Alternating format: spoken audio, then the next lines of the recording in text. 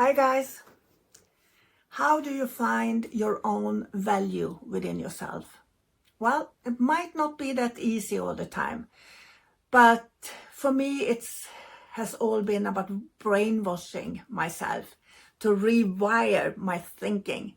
Because if you grow up and you have an indoctrination, maybe you didn't fit it in school, maybe you didn't have many friends, maybe your parents was shitty parents. I don't know. I actually had very nice parents, even if I disagree with them a lot of times. But, I grew up with a low self-esteem and very low self-value. Didn't love myself. I really wanted to be loved so much. I really wanted people to like me because I didn't want to feel like the odd one, because that's how I felt all my life. So I was kind, so I was stupid. And I was putting myself out there for everyone just to be kind. So people should say, she's a nice lady, she's a nice woman, she is really a generous woman, she's really kind and helpful, To hear that made me feel so good. And I know I am a good person today.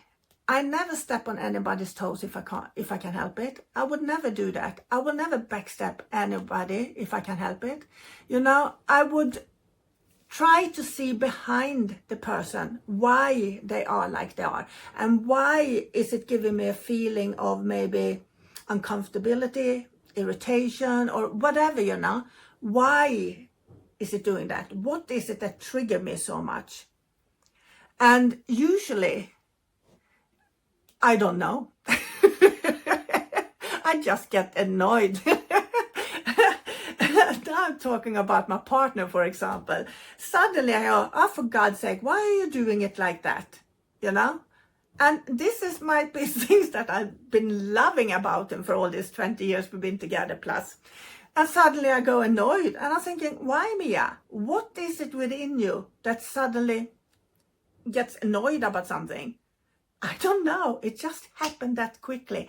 And then it takes a little time, a little bit of traveling into my mind to see how am I actually feeling. Because usually, for me at least, it's a trigger point within myself where I'm not in peace with myself. I might have a slight insecurity. I might not feeling well within myself, and my body might ache, my emotional system might be all over the place with the elderly things we women go through and all sorts of things. But I always come back to that the problem is mine. Why do I waste energy to get annoyed for people who just are like they are, And when you're embarking as a spiritual medium, you really have to get to know yourself, to understand other people. And you can't blame the world for your own situation. You can't blame anybody else for where you are at this moment in time, because this is the boss and we go back to ourselves all the time. Not everybody can do that. They think they're the kindest people in the world and they don't understand the drama that's going on, and still they're creating the drama, because in the middle of the drama they believe their opinion is so important. Their opinion is so important. And their point of view is so important. But why? Why is your opinion so important? And why is not others' opinions just as important? Yeah, we can't just become zero, because then nothing will happen. We get away from all the emotion, all the opinions, then nothing will happen. Because if you're not speaking up, you're not even taking a stand as well. And sometimes I believe that when bad things happen, when people are treating other people unjust, or maybe are evil, wicked, or whatever, you need to say something. You need to open your mouth. Otherwise, we're just agreeing. And if you look at the evilness that actually can be in some people, where they don't care whatsoever, if you take people with problems within the mind, like psychopaths and narcissists, who doesn't have an emotional system and don't feel sorry for other people, well, sometimes you have to put your stop there, and think about yourself and not be dragged into situations like that. But also, sometimes it's actually good to say no, to realize that people can't just take you for granted. It can be something beautiful especially in a partnership, to take yourself for granted. I take my husband for granted in a lot of ways because I expect, and I will not let thoughts like he wouldn't be there for the rest of my life enter my mind. And if the opposite would happen, I deal with it then. But at the moment, I take him for granted to be my life person and to be there to the day I go home.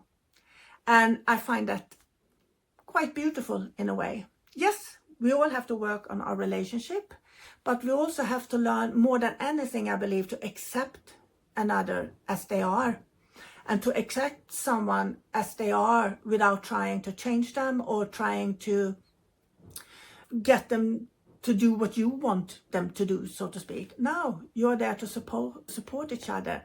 And I believe when two halves come together, it's not about becoming one, it's about evolving around each other, support each other, uplift each other, knowing that that person has your back in whatever is going on.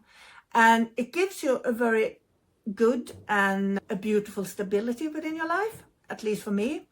I would be quite lost, I think, without my husband. But at the same time, I know that if that would happen, I know that I will embark on another adventure where I have to do things without his help, for example. And I've been there before and it was fine. But it's nice to have a partner that do things that you don't also happen to do, like doing heavy lifting and carpenting or whatever, you know. But a lot of people are looking for a partner, and a lot of people comes to a medium to see if they can tell them when this partner is going to show up. Am I going to be lonely all my life? I had one sitter once, and it's quite funny. She had done all these mood boards and put it on the fridge where she see her future husband and what he stands for, what work he has or whatever, but she never went outside her apartment. How can she meet someone? So I believe you need a little bit of action to the mood boards if you're doing them, so to speak. Actually, I've never done one. Maybe I should do one for my work. I do believe that I'm in charge of my life.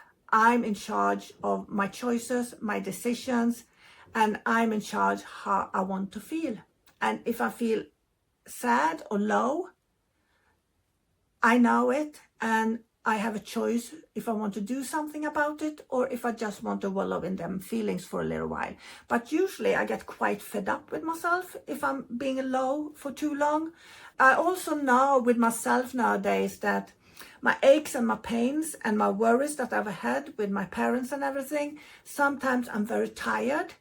But if I don't surrender to that tiredness, but actually get up and do something, I feel so much better.